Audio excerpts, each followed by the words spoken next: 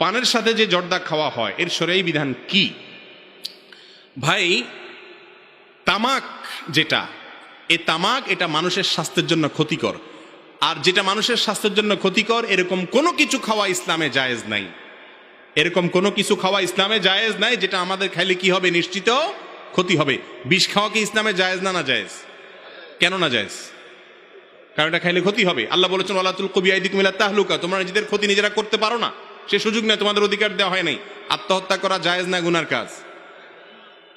জর্দা, তামাক, সাদা পাতা, এগুলো আমাদের লাভ হয় না ক্ষতি হয় খাইলে? পেট ভরে? পেটও ভরে না, উল্টা আরো ক্ষতি হয়। যেটা খাইলে নিশ্চিত ক্ষতি হবে সেটা খাওয়া ইসলামে জায়েজ নাই, সেটা খাওয়া ইসলামে জায়েজ নাই। মিষ্টি জর্দা যেটা মুখের গ্রান টানের জন্য খাইলো এটা খাইতে পারে, কিন্তু সাদা পাতা অথবা তামাক এগুলো খাওয়া জায়েজ নাই। মুরব্বীরা ছেড়ে দেন, 5 ওয়াক্ত নামাজ পড়েন আর জর্দা একটু পরপর খান, এটা জায়েজ নাই, ভুল কাজ, এটা খাইলে ক্ষতি হবে।